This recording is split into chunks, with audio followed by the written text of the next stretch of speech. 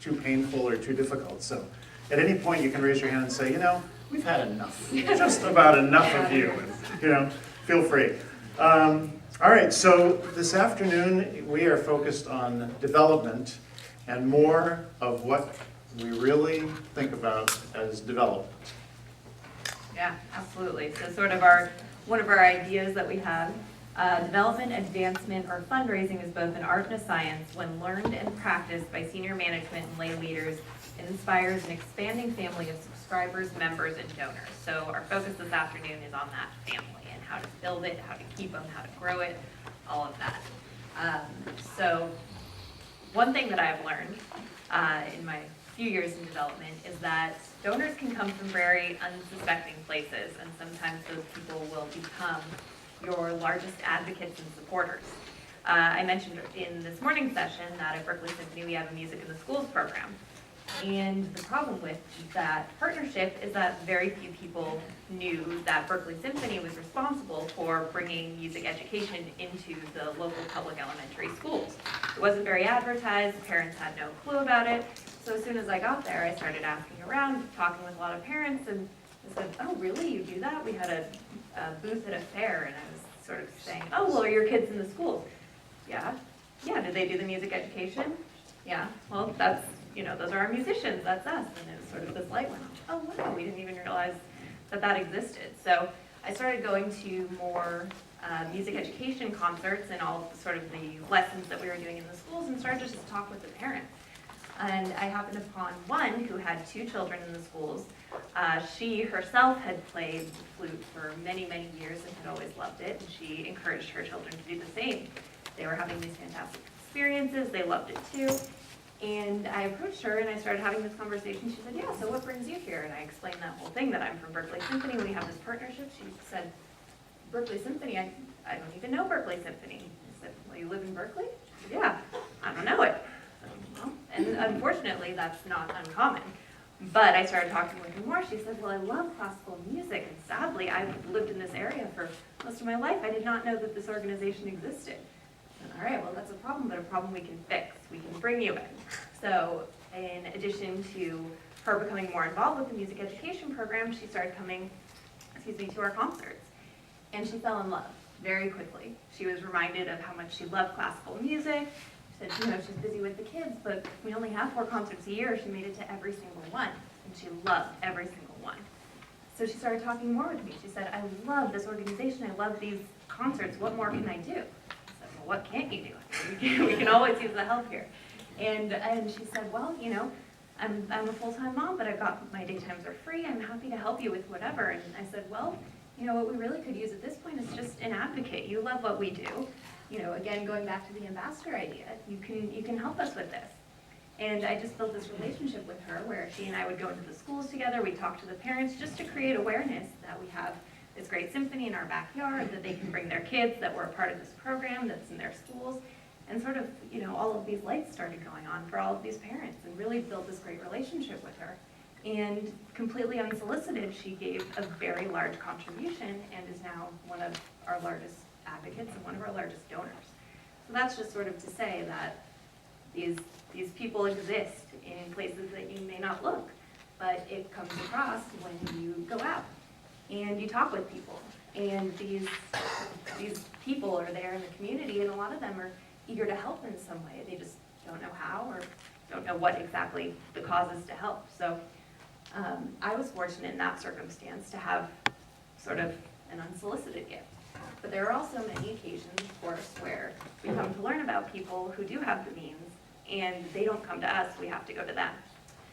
So I will ask to all of you, and I know that not everyone is necessarily directly involved with their fundraising, but let's say that there is a woman, probably an age towards retirement, who's in your local community, and someone just let you know that they have a huge capacity, and they're just sort of newly becoming involved with your organization, sort of a new audience member.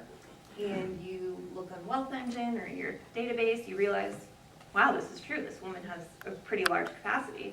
You know, look on Zillow, see the real estate information about her, you say, wow, this woman has a lot that she can do and a lot that she is doing in this community already.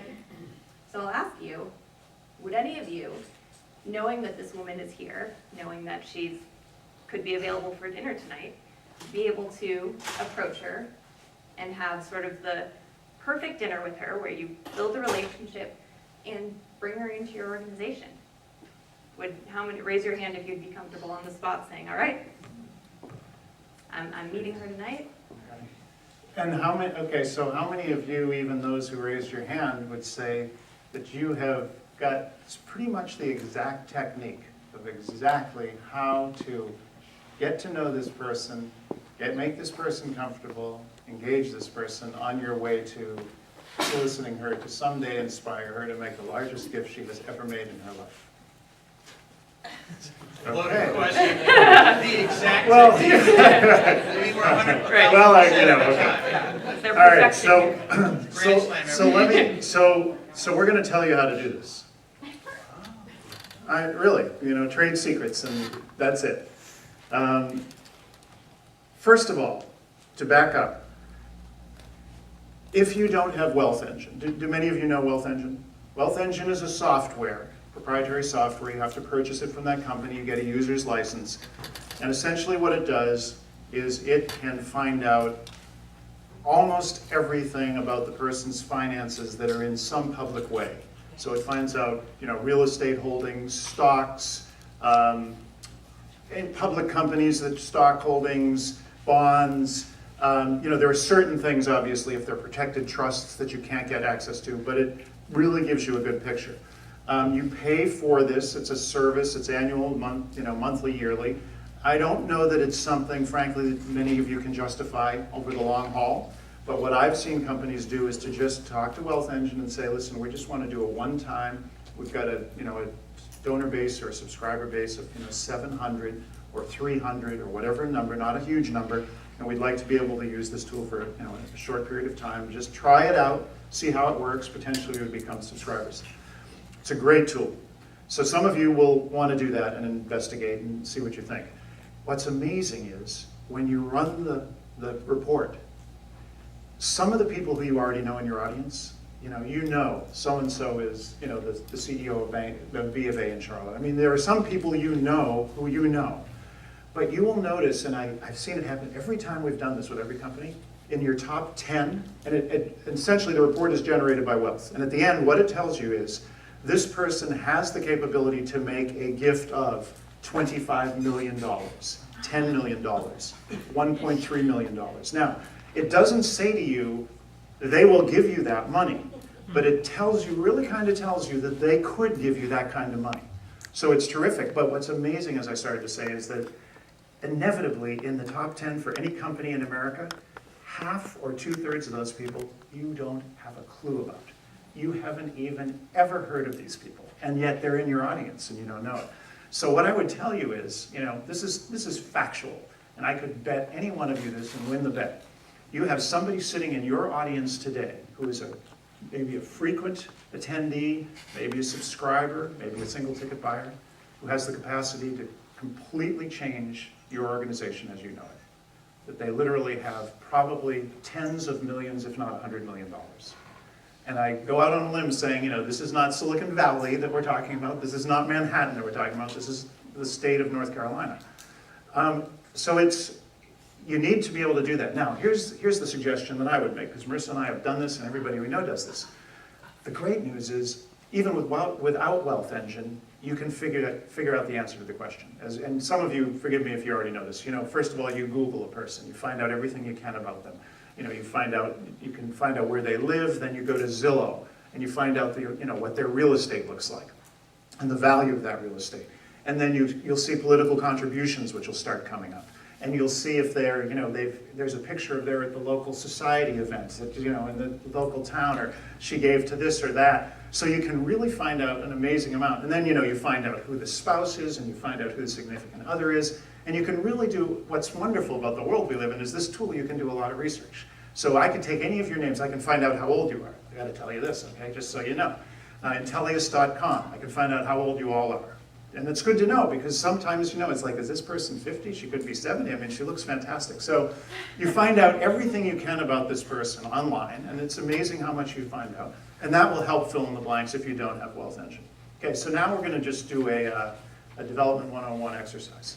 So I now have Googled through this, one of your local communities, because I'm doing the research. And I've found that there is a woman who is, you know, maybe considering, you know, get late in the career. And she, it turns out, has unbelievable capacity. From everything that I've been able to learn, never met her. So I arrange a meeting. And the first meeting I typically do is lunch. I invite her to lunch because I say to her, you know, we've never met. I'm just really making an effort to get to know more and more of our subscribers. We want to learn how you know, how you like what we do. If you have suggestions, just want to be able to thank you for your attending and so forth. If you approach it, you know, in a nice, sort of gracious way, want to thank you, trying to learn what we can about our audience, I would tell you many people will say, okay. Now you'll get some people who will say, I know he's going to ask me for money. And I've literally had people that have gotten back to me and said, that's a very nice offer, you're very sweet to do that, but you know, I'm giving to other things. And I email them right back and say, you know what, I'm thrilled that you're giving to other things. I really don't want to get into that. I really just wanted to get to know you. And I've played this game with 1 or 2 emails, and people have finally said, oh, okay, you know, lunch sounds nice. So now I'm going to ask this young lady here if she would come up here. Just very briefly, sort of some of the very, you know, this is the art and the science. So I'm going to show you the science, okay? We have no capacity. You have no capacity. But for this moment, we're going to pretend that this young woman has enormous capacity, okay? That's fun. That's right. And so what I'm going to do, and so here's exactly the way it works, okay? We sit down for lunch, and the first thing I do is, you know, how are you? It's nice to see you. Thanks for being here. I have only really two motives here.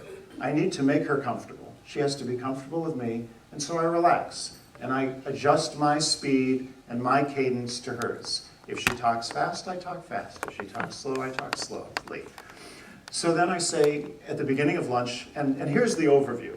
The overview is I spend the early part of my lunch, and it could be coffee, it could be a drink, finding about you. And then once I found out about her and the food arrives, I let her eat while I talk about me. So I don't get to eat as much, but that's okay because I'm not there to eat. And then when we get to the end of my telling about me, then I talk a little bit about the organization and her experience with the organization. And then, at the end of that time, I thank her for her time and say, this was fantastic, it's been such a pleasure to get to know her, and we go on about our merry way. And she walks away, if it's done right, and says, wow, that was really lovely, I really enjoyed him, that was a really nice time. So the one thing that I do, I'm going to show you that I do, and Marissa does this too, and all of us in development, we do this. And I'll show you and I'll stop when we do it. So tell me, you are? I'm Lillian Shelton. And Lillian, where were you born and raised? I don't really know anything about you. Gosh. Well, I'm a military child, and I was born in Reno, Nevada, and lived there for 14 months. And then? Oh gosh, and then my dad was stationed everywhere, so I was kind of raised all over the world. Out west, in the Far East, and Europe, and the Deep South, and now I'm here in North Carolina. But how about school? Where did you, even though you moved around a lot, where did you go to high school? Went to an American high school in London, and then I finished up at a girls' school in Charleston, South Carolina. Nice. And then from there, did you do some college, or? Yep. Where'd you go? Went to a little Presbyterian college in a little tiny town called Laurinburg in North Carolina. Oh, interesting. So my sister-in-law actually did a year at Laurinburg before she went somewhere else. Really? Not true. But you know what? But if my sister-in-law had done that, I would have said that. And what I'm going to do for the whole of this conversation as she tells me what it is, I'm going to listen very intently and very actively because I love hearing people's stories. I mean, I truly do. You can't do this unless you just love sharing stories, and I love hearing people's stories. But I am also, while I'm just listening and behaving and taking it all in, I'm watching for moments when she says something that I can connect to.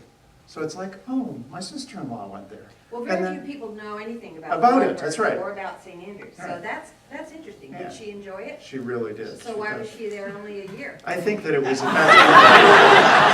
at that time it was a family challenge, and she wanted to be back closer to where the family was, and they were in Indiana, and so she felt like she had an opportunity, and there was some financial opportunity at Indiana at the university, so she just couldn't pass that up. But she loved it, and she still talks about what a great time it was and a great time in her life, and kind of had mixed feelings about leaving. She wished she hadn't.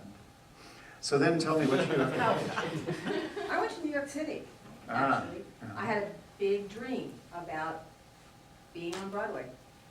And I had majored in theater, and I did some musicals and lots of acting, and that's where I found my passion for the arts, was at this little school at St. Andrews. And I was a theater major with an emphasis in fine arts, and I went to New York because my former roommate had already gotten a good start, and they had an empty spot in this 4-woman apartment.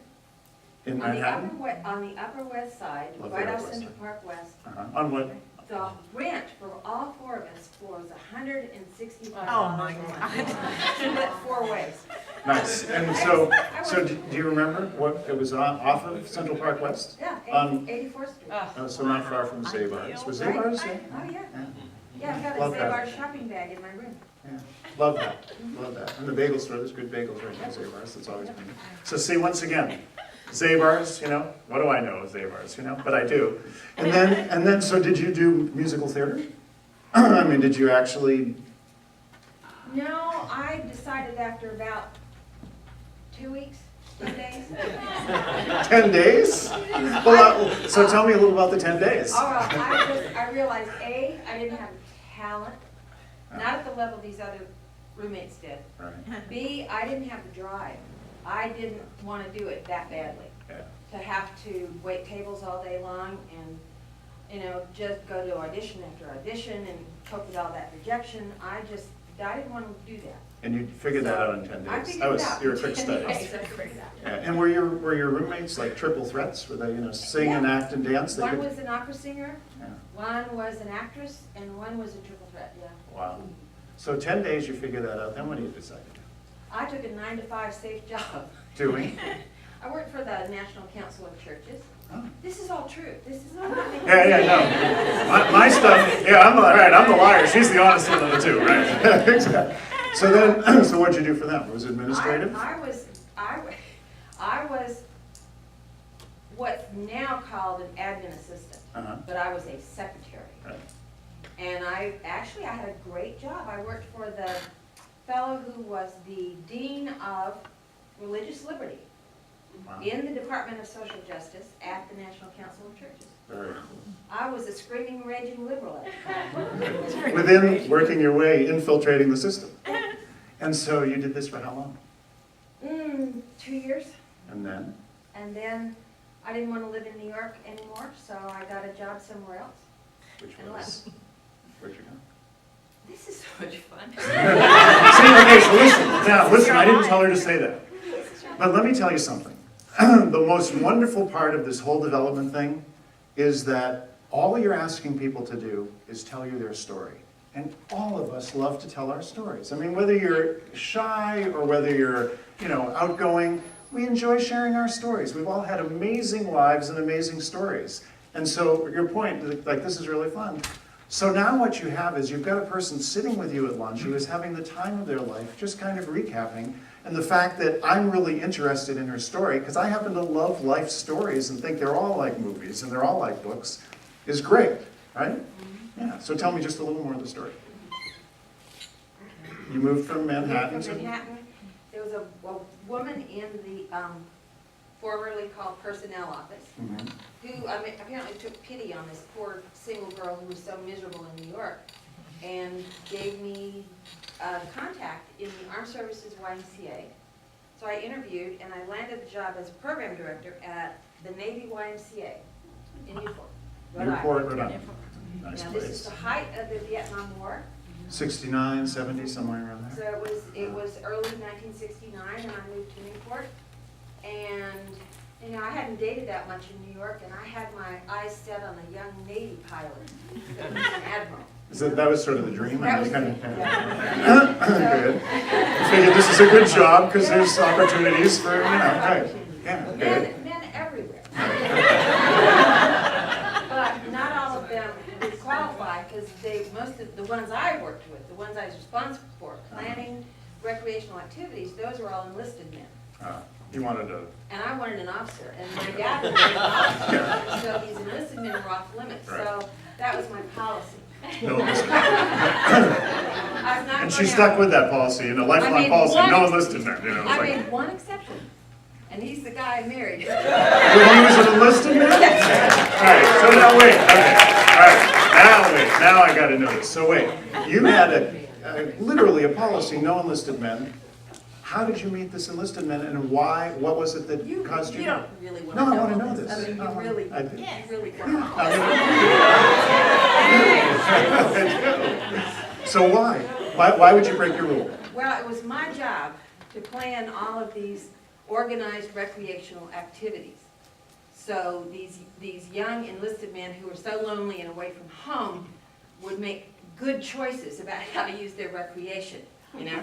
Right, They wouldn't go down to the bars, Right. and they wouldn't, you know, they wouldn't get in trouble when they're off the ship. right. So, every Tuesday night, my least favorite activity was, this is awful. No, this is great. This is great, isn't it? This is a good story. Yeah, come on. It was my job to run a bingo game On Tuesday nights? on Tuesday nights. It's a good bingo night, incidentally, yeah. I've heard that.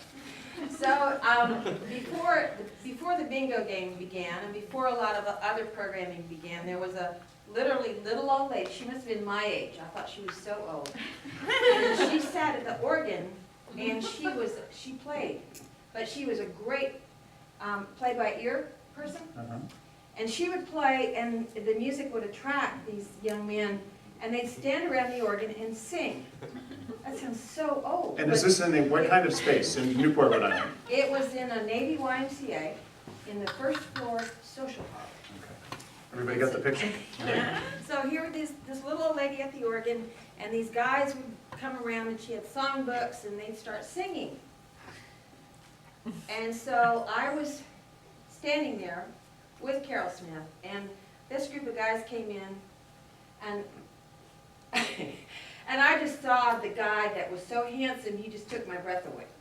And then he stood there, and he started singing. He started singing, and he could even sing. Wow. He had a lovely voice. Wow. And then he stood there for a while, and then he turned around and he started to leave. And so I didn't want him to go anywhere. So? I had found out where he was from, but I didn't remember his name. And so I just called out, "Hey, Winston," because I remember him saying he was from Winston-Salem, North Carolina. And he turned around and came back and stayed a while longer. Then he even stayed to the bingo game. And so then we carried on this mad, passionate, secret romance that I told nobody about until they asked me to marry him about 9 months later. Now you told nobody because this was, you know, I mean, like office romance kind of Right. thing. It's like it Right. needed to be under the radar. Right. Amazing. And then We were very good at it because we fooled almost everybody. Yeah. Yeah. Nice. So were you comfortable telling the story? Oh, now, this is real time? Yeah. It's a question. Yeah. Yeah, All right. that was really fun because Okay. nobody asks those kind of questions. Right, You know, right. nobody gets that Right. interested Right. and nobody's that curious. Right. So the Yeah, it was fun. good. And you know what? This would have been so much more comfortable if we'd been sitting alone But you in know a what? restaurant, You know just the what two of us. is What? beginning to bother me What? is that now that you're unpacking what you're doing, Uh-huh. I'm beginning to feel a little manipulated. You mean that you're telling me your story? No, that I know you have a strategy. It's sort of like a salesman that comes to the door Right, and but- tries to get me to buy something, and he goes through this script. Am I But- hurting your feelings? No. But if we were doing this, Uh-huh. right, and I was just listening, which is mostly what I would do for your story, Right. and making an occasional connection, Mm-hmm. you know, it's like that one, and oh yeah, Newport, you know, went to Newport, or, you know, remember 70 at that time. That would really just be telling your story. Right? And then I'm gonna go to my story, because Okay. then your food's gonna arrive. And you're gonna say to me, well, enough about me, I've told you so much about, like you just said, I can't believe I'm telling you all this. And then I'd tell you my story. And then we'd talk a little bit about the theater, and then we'd leave. So there would never be, even though you're knowing this because we're talking about this, Right. there wouldn't be a moment where You would say, what's he up to? So- Not if I'm doing it very graciously and if I'm taking a lot of interest. You know, I like, as I say, I like hearing people's And stories. you know this works because you've done it. Over and A lot. over and over and over. Yeah, so here, I'll let you, thank you for doing that.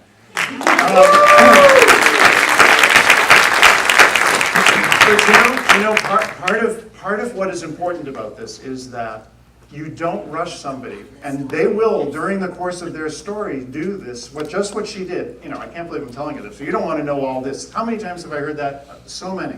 But you say, no, I really do. I love stories. I love people's stories. It's, you know, so as soon as you tell them you love the story, and they realize that you genuinely do, they continue telling the story, and you both enjoy it. You both hear a great story. Then I tell them my story. It's like, I got a pretty good story. So then I've told them my story, and now we're really having, and all the way along, it's really just about watching for that moment. A, making them comfortable, being gracious. It's a compassion. You know what I mean? When you're listening to somebody's story, you're being a compassionate human being. You know, I'm one of those people, and I would say good development people are like this, and good people are like this. Everybody, all of you, all of us, deep inside are wonderful human beings. You know, we're wonderful human beings with great hearts and great souls. Even people who are doing things that you wish they wouldn't, or a way you wish they wouldn't, nobody means to be like that. So I really believe that, and I see that, and I hear that in everybody. So I'm always sort of loving that people are sharing their stories with me, you know, and that's where I'm coming from. And they sense that I am a compassionate human being, and so I care about them as people. So I never, truly never, and I don't know if you've had this happen, because you've done a lot of this too, I never have been saying, so, you know, what are you up to? Or, you know, do you have some ulterior motive? Or, you know, what do you want? Or what can I do for you? You know what I mean? And I will always defer to that and say, nothing. I just wanted to know more about you. I wanted to know why you were coming to the theater. I want to know who our audience is. I want to know what you are. Okay, so we finished the lunch. It was a great time. After the lunch, really quickly, I send her an email. In the old days, I'd write her a hand thank you note. And I would say, thank you so much for taking the time. And she, of course, responds back and says, oh, you know, thank you. The lunch was delicious. You took me to a beautiful restaurant. I loved sharing our stories, loved the connections. You almost always get that same response. So now you know this person. You know this person, Lillian, who's in your audience, who's worth $78 million, okay? I like that part. You bet. And so now what do you do with it? Okay, so from here, now you go through like some other touches, right? Right, exactly, yeah, this is. What do you do the time next? sort of- Well, this is where you engage them, and you engage them around your art form. So you see when they're next coming to the theater, and you seek them out in the lobby, just say a hello, happen to be there. After the show, what did you think? This is sort of your time to, you know the personal stories, you know about this. This is your time to sort of get a feel for what they enjoy about what your organization does. I think that's sort of a key thing. So you invite them to a few receptions and really bring them in and talk just a lot about the art form that's going on. What did you think of that concert? Oh, you didn't really like that? Yeah, you know, we hear that. That's, you know, what would you suggest? What would you prefer? Start that dialogue going. And after a few concerts that they've attended, a few times saying hello, a few receptions that they've come to, perhaps a dinner or something like that, then it's time for sort of further engaging them. Exactly. So, you know, now it's 6 months later, let's say, 8 months later. You've now had a great lunch with Lillian. You two know each other famously. You've seen her at the theater, you've met her at a reception, you've exchanged pleasantries. You just simply go back out there and you say, Lillian, you know, you have time for, you know, can you meet me for a drink before the show? You coming to the show or whatever. Let's have dessert, catch up. And she says, yeah, why not? Because, you know, let's face it, Lillian is a person who has a lot of capacity, and she's giving to other organizations, and she hasn't been asked to give to your organization. And at this point in time, you exchange pleasantries very briefly. You know, it's because you're only going to have coffee or a drink or whatever. Or you can do another lunch, either way. You catch up. How has he been? What's your son doing now? Did he move back as he was supposed to? And so forth and so on. And then you just say, you know, Lillian, I wanted to ask you, we're getting ready to announce our next season. And we would really like to, you know, you've gotten her excited about where you're going next, and it's going to be a great season, and we would really love to have you consider supporting us and doing something meaningful for us. And you just kind of put it out there. And Lillian's not surprised, because Lillian's a person who has the means. And she figured at one point, you know, she's almost like, is he ever going to ask me to make a donation here, you know? And you do. And you ask, would she consider something? And then oftentimes they'll say, what do you have in mind? And this is another rule that you should remember in addition to people give money to people. Every one of us, all of you sitting here, and all of the wealthiest people in the world have the ability to give twice what we are currently giving. All of us. but you have to be inspired by somebody to do that. And you'll make modifications. You know, you'll make, if you're giving, you say you can't give twice what you're giving to the theater today. Well, you can if you give, maybe decide a little less over there or do something different. I mean, everybody can do that. It's interesting because we prove it over and over again. If you're giving $100, you can probably give $200. If you're giving $5 million, you can probably give $10 million. And it's just kind of textbook. So you ask her to make, you know, could she make a significant, what do you have in mind? So this is the third thing that you should know. In addition to people give money to people, everybody that you ever will meet has the ability to give twice what they're giving, and you can never ask somebody for too much. Now, when I first say that, you say, are you kidding me? So I'm going to now ask Lillian for $40,000? She hasn't even given this. Well, the worst thing that'll happen is she'll say, oh my goodness, you know, I couldn't do a gift that large. You know, that's, you know, you're confusing me with someone else. You know, well, what would be comfortable? And I'm not going to ask Lillian for $40,000 the first time I've met her, obviously. Or the first time I solicit her, I'm going to probably ask her for $1,000 or ask her to join our inner circle for $5,000. And if it weren't Lillian with $78 million, and it was just, you know, John with $2.5 million, I might say, well, you know, John, could you do would you consider a $500 gift, you know, for her first gift? And people they're actually glad to be asked. They're flattered to be asked, and if you ask too much, you're flattering them. I've had people say to me, oh my goodness, you know, you're confusing me, you know, I couldn't possibly do that, but that was nice of you to ask, or something. You know, it's like, I kind of felt good. You thought I had enough money to give you, you know, $50,000. So that never will backfire on you. And I guess what I would tell you is that once they've made the first gift, then they're in. You know, then they've signed on. So now Lillian's a $5,000 donor because she decided she wanted to help you to, you know, underwrite this new one-person show that's coming out of New York that you guys are also excited about bringing to North Carolina for the first time. It'll be the, you know, the East Coast, the Southern premiere or whatever you call it. She's jazzed, you're jazzed. And, you know, then of course what happens, the rest of this story you sort of know. You know, the season goes on. Lillian comes and she meets the solo performer from New York. She sits in on a rehearsal with him. She's just, you know, this is great. She loves now kind of the behind the scenes of the theater. She really feels like, you know, she's involved.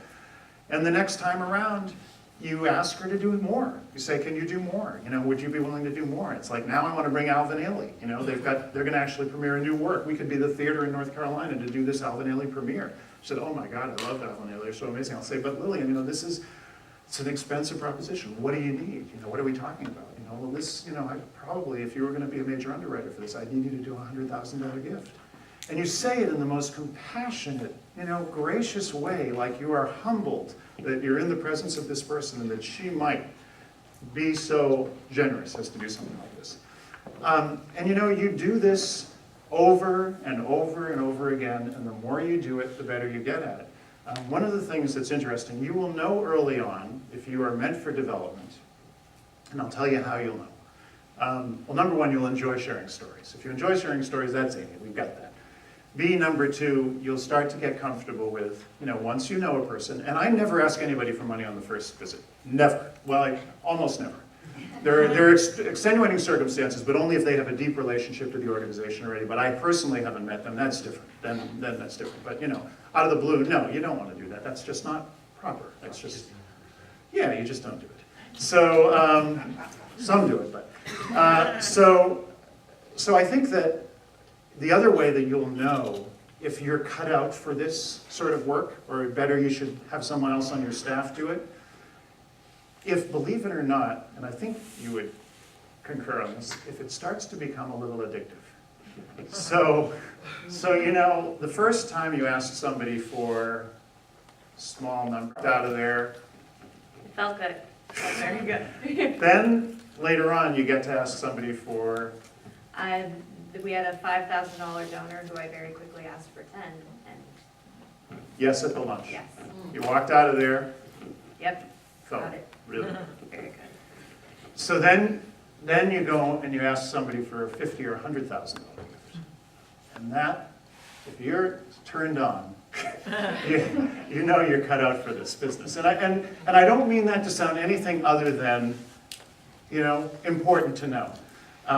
I will tell you that when you ask somebody for $1 million or $5 million, and they say yes, it is the most extraordinary feeling. But I will tell you too that it's extraordinary for both of you. Somebody wrote at one time that development or fundraising is the gentle art of teaching someone the joy of giving. And that's kind of what it is, because you have to understand there is a great joy in giving. We all know that. We get that if we give a little gift to somebody, if we make a little donation. The bigger the gift, in some ways, the more the joy. So I will always remember, and this scares people, but I'll tell you anyway. So I had a charge to raise about $5 or $10 million for this capital campaign for an organization before I left. And I said, well, I'm going to have to do this very quickly because I want to move on to do some other work. I wanted to run a major arts organization in San Francisco, and I had to, make my next move and so forth. And I said, I'll do this, but I have to do it very quickly. So I said, I'm going to come up with a way to do this. And so what I was going to do is I was going to name, it was a cultural arts center that had essentially 5 centers, like a JCC or a YMCA, and it had a center for health and fitness, and it had a center for early childhood, and a center for family and youth and family, and a center for the arts. And so I said, okay, I'm going to come up with a plan.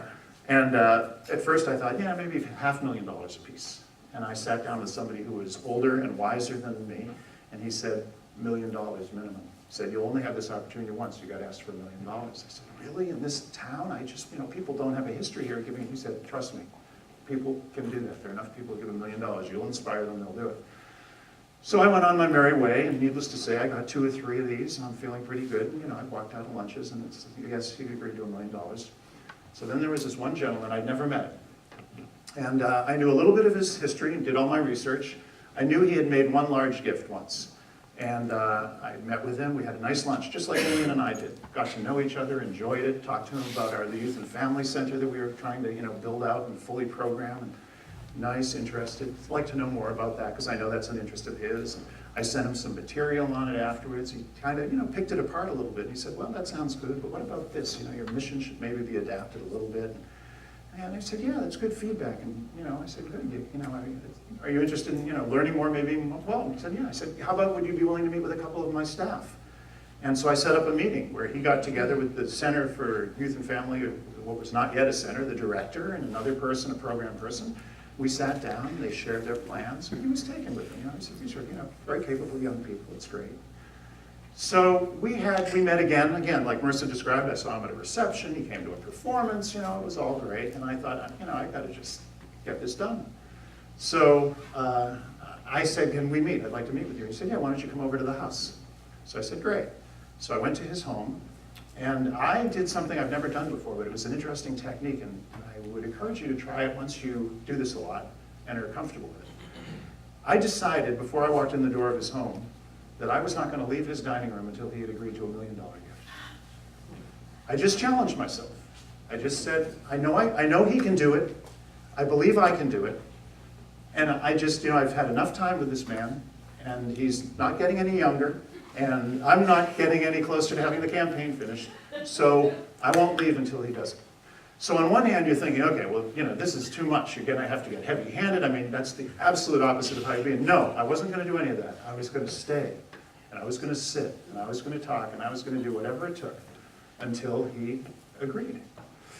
So we had our conversation. We talked about the Center for Youth and Family. We went over all the details, and I got to the point where I said, I really want you to consider now making a gift to name this center. I said, I would like you to make $1 million gift so that it can be the such and such Center for Youth and Family. And I said, I need you to do that because I truly believe that though I may be able to get the Center for the Arts named and the Center for Early Childhood Education named, that there is nobody here who understands the importance of working with our young people and our teenagers and giving them the right opportunities than you. And if you don't do this, I can't get this done, and we won't have a Center for Youth and Family, and I need you to do this, and this community needs you to do this. Please, would you do this? And he thought for a minute, he said, yes, I will do that. Well, what to me was the most interesting thing, and this was after an hour, 45 minutes. What was interesting to me afterwards was that, I walked out, and you can imagine, I got in my car where nobody could hear me, and I closed the windows, and I pulled the distance from the house, and I went, yeah! It was like $1 million, from a guy who was like, whew, this has been, and mind you, the whole scenario I just drew out was probably 2 months, all the meetings had combined. But what made me feel the best was about 3 or 4 months later, I was having a conversation or a drink with his wife at some function. And she took me aside and she said, can I tell you something? I said, sure. She said, I've lived with him my whole life. I know him better than anybody. I never thought he'd do it. And it was like, wow, thank you, But it came from that whole experience that we just sort of described, from engaging him, from sharing stories, from having him enjoy what we do, from then inspiring him to make what for him became an extraordinary contribution. And it would be his legacy. This is a man who died about 5 years ago, maybe only 3 years after he made the gift. And it will forever be the Center for Youth and Family that he endowed. Now, he loved that during the next few years of his life, that he was able to give that much joy back to a community. And for the rest of all of our lives, our children's lives, they will know that this man did this. So again, it was really just about inspiring him to feel the joy that would come from making an extraordinary gift. Yes? Did you involve his wife at all in any of these conversations? I talked to his wife early on because I knew her. She was a board member of the organization, so there'd been a little giving. I'm not saying there hadn't been any giving. And she encouraged me to talk to him. This was a second marriage, so that they had each been married previously. So she kind of felt like, though they were a couple, they'd been together for, I don't know if it was 10 years or what, he made his own decisions. It was him who would ultimately decide. It was his wealth that this would come from. So she didn't dissuade me from doing it. She didn't give me huge encouragement. She knew I knew he had the capacity to do it. But obviously the reason she didn't give me more than that was she didn't think he'd do it. And she probably, we liked each other, and she probably figured, if I set Greg up for failure, he'll say no, and I'll feel badly, and we'll all feel badly, and Do you find it easier for capital projects or small capital campaign?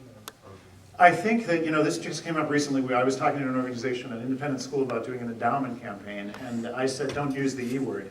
Yes, capital is the easier thing to raise money for. People like bricks and mortar. If you say you're going to transform your theater, you're going to expand your house, you're going to put new amenities in your lobbies, people like that, admittedly. And people like naming gifts. The other thing that I will tell you is that, so capital, easier. I don't say endowment, I just refer to it as a campaign for the future. That's what I say. I never use the endowment word. It's sort of like, when we're talking about what do, we never refer to ourselves as consultants.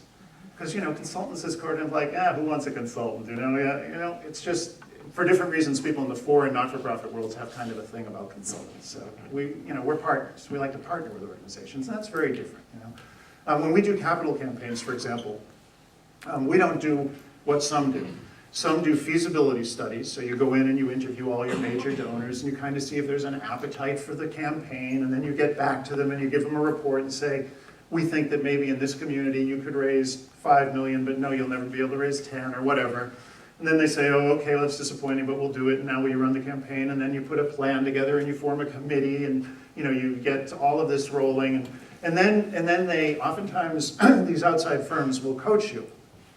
So they'll do hours of what I did in 5 minutes, trying to prepare you and saying to Lillian or to somebody, here's how to do it, and we'll do some exercises, and here's the message. They develop a message, all this, and then they let you do it. We don't do that. We do it differently, because we really would rather partner.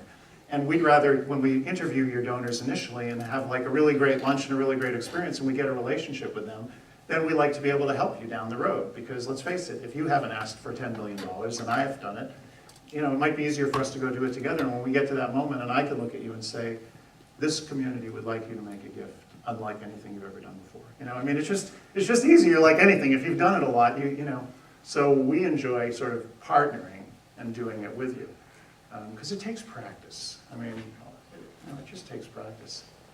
Has anyone secured a gift of $50,000? 100? $500,000? No, and I won't. $500,000. $1 million? No. So do you believe me that in your audiences there is somebody sitting there who has the capacity to make an extraordinary gift that you don't know? Yeah. Would it change your organization as you know it if somebody did?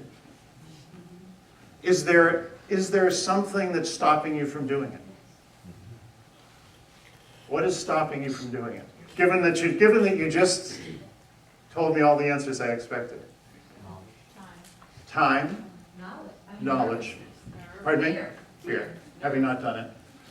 Would you say in most of this case, you are the key, if you're the executive director, you're the one doing the fundraising, or you have a development director who's doing the fundraising?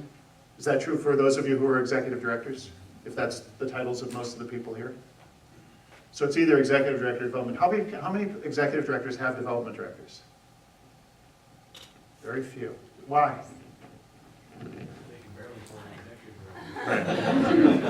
So of the executive directors, do you feel like you function as both?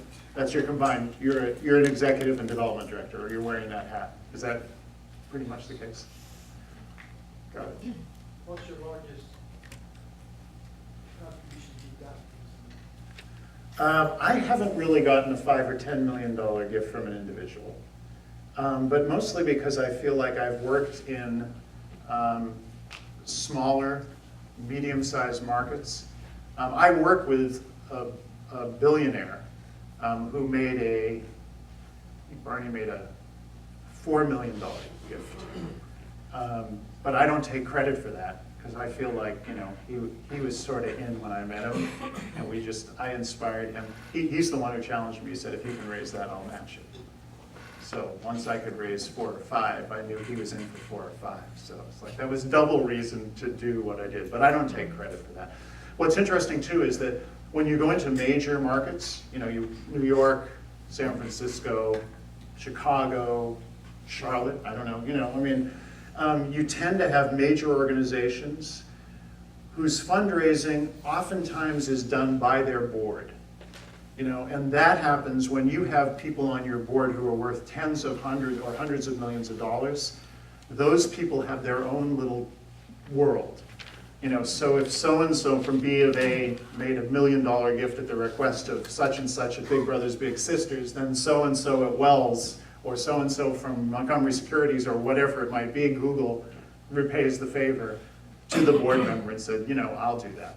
And I've done that. I've worked with board members who have access to these, multimillionaires, because that's a good way to do it.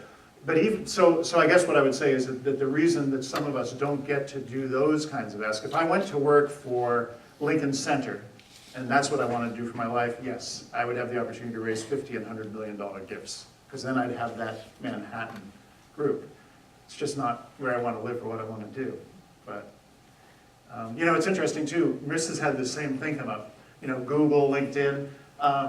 When we start doing this and we have some success at it, people take us aside and say, you should go to work for a high-end real estate. You should sell multi-million-dollar homes. And it's sort of like, we love real estate, but it's really not our passion. Or people will say, I remember years ago somebody said to me, you should, after I had solicited them. I got somebody, a very, very famous guy whose name I won't mention, I got him to just go from 50 to 100,000, not a big gift, but after the world had collapsed. And he said, have you ever thought of going to work for, a venture capital or startups, and you could raise venture capital? And I said, it's just not what I want to do. It's not what I'm passionate about. So I think that's the other key. You could get really good at this, and it still might not make you a great salesperson for Autodesk or something. So, yes. So what about, you sort of talked about a scenario that's very perfect and wonderful, and you all seem kumbaya at the end of it. Right. But not everybody's going to want to play your game. Right. And there are those people that say, all right, look, cut to the chase. I don't have time for lunch. You obviously want some money from me. Get on with it. Right. Then I will. I will say, listen, that wasn't exactly why I was going to sit down here, but I would be kidding you if I didn't say that our theater could really use more support. Of course it could. And if you would be open to doing something, that would be fantastic. And so, then I can go right there. Yeah, we can go right there as quickly. And some people will do that. Some people will volunteer really early on, like Marissa said. She has people say, what can I do for you? And then she'll say, well, could you make it really... As long as you asked, I will. But I think there's a really important point there. I think that it's important to talk with people about the fact that we are asking for money. Right. And No doubt. we all know that we've built a lot of relationship because we're welcoming them to the family of But you know what's great? People know that. Do you know what I mean? I mean, luckily we live in a world that's sophisticated enough. If I ask somebody to have lunch with me to share their stories, they know because I'm the executive director of the organization that we need support. So that's kind of an unspoken truth. You know what I mean? But I think they're pleasantly surprised when the first time you meet with them, you just don't ask them, because they feel like they respect that. They respect that you truly did want to get to know them as a human being, learn more about them, and that when the time is appropriate, you will do that. That's why I say don't ever do it on the first meeting unless there are extenuating circumstances. But you gotta be genuinely interested too. Yeah, you do, exactly. And clearly this doesn't work if you're bored, if you're distracted, if you don't like the person. You know, the other side of this is I have had people, and I'm about to tell you something that you know and you've experienced. I've had donors who are a handful, and they're not worth the trouble. And I just won't play. I mean, I had a guy who was going to give me, you know, $10,000 or $15,000 gift many years ago, and it's probably like $100,000 today. And I said, no, thank you. You know, and they were kind of surprised that, you know, I didn't want it, but I could just see, you know, this was going to, you know, never end. Strings and stipulations. Exactly, you know, wants this and the name like this, and I'll keep hearing from it after every performance about what are this and that, and it's like, you know, life's too short. I would much rather, you know, have wonderful donors than have really problematic donors, and it doesn't happen too often. Once in a while, you'll find somebody that you just decide, phew, this is not worth the trouble. You know, the hoops that I'm being asked to jump through. And I think you can legitimately just kind of let it go then. You know, they just won't hear that much from you, and so it goes. But that's There are another artists who are reason that way too. Pardon me? There are artists who are that way too. Oh yeah, and we don't book them anymore. That's the other reason that you're sitting down with them, trying to get to know them, to see if maybe they're not worth your time. That's right, yeah. And you learn a lot, you know, we all learn about each other as we spend a little bit of time together, you know. Mostly, yeah, in the ideal world, you'd like to be having good people, you know, with good hearts, be your donors, so. How often do you run it with, in these campaigns that where you find it's better to seek folks out doing matching that you talked about? I think matching gifts, and you agree, are the best there are. Marissa and I talked about this recently. You know, we were talking about finishing this campaign and finishing a season, and we've both been down there. We both love to ask somebody if they will make a matching gift or a challenge gift, call it either one. And people love that because basically then they're saying, you know what, I'll give you a $25,000 gift if you can raise $25,000. And that's such a win-win, and so much joy comes out of that. I did one recently that for this independent school that I was doing some work for, and you know, she did a $20,000, and I said, would you do a match? And you know, we ended up raising $40,000 with very specific stipulations. It had to be only new gifts or only the increased amount from a current giver, and it was way beyond our expectation. But you know, we all want that. If somebody says, listen, if you give me 100, I can make it 200. It's like, this would be a good time for me to give you 100. So, yes. Can you talk a little bit about, you know, this whole general idea of fundraising, but within the terms of plan giving, you know, end-of-life giving, Right. writing into the will, what differences do you see? We're launching a plan giving program. We've got lessons learned, pros and cons, things. Right. Yeah, one of the emails was about plan giving too, so hopefully there's more than one that wondered about that. You know, plan giving is one of those things, and forgive me, I'm talking too much, but she's been there, you know, she remembers that when she was younger. Plan giving was one of those things that most organizations tend to never quite get to. You know, and understandably, it's like you need money for this season, you know, or maybe then after this season you need money for the next few seasons, or you need money for this capital improvement. There's just so many things you need money for that, you know, to have somebody agree that someday when they die, and maybe 20 or 30 years from now, they will leave you something, we just don't tend to focus on it. I think what is great is if you have an engaged board of directors, you start with them. And while they are engaged, you say to them, we'd love to start a plan giving program. Would you, who are our board, serve as our example and just commit at this point to leaving something to the theater, no matter what you do for the rest of your life. And you know, you're not asking people to leave their whole fortunes. They obviously have lots of things. But at least you can then get a board who you have, and you may not get everybody, but you may get, you know, 10 or 12 board members out of 22 or whatever the number is. And I think it's great to start with that. And then you can at least put up on your website, you know, your whatever, 22nd century campaign or whatever it is, exactly. And then I think that the best way to do planned giving is after people have made annual gifts and after they've then started to make larger annual gifts, and sometimes as they're getting later in their careers and their lives and so forth, you know, we think of those as being sort of the logical ones because at that point in time they are thinking about their estate and they're making plans and so forth. And I think that you can sometimes do a combination. So you can literally, you know, when you're sitting down for your annual lunch with so-and-so to see if they'd re-up again for next season to underwrite your, you know, Broadway series or whatever, you can say to them, you know, thank them profusely for what they just agreed to do, and then say, you know, I wanted to ask you about something. You know, we've been really wanting to grow this planned giving. We think it could really transform the organization and make sure that, you know, we're still here for our children's children. You know, would you be willing to consider something like that? And I like this idea of sort of multiple asks, because nobody's bothered by that. You know, they're a regular donor of yours, you've had the annual lunch, you've thanked them again, they're glad for what they're doing. You know, that's a good time to sort of put that in. And I also think you can do that to want to, you know, redo the house.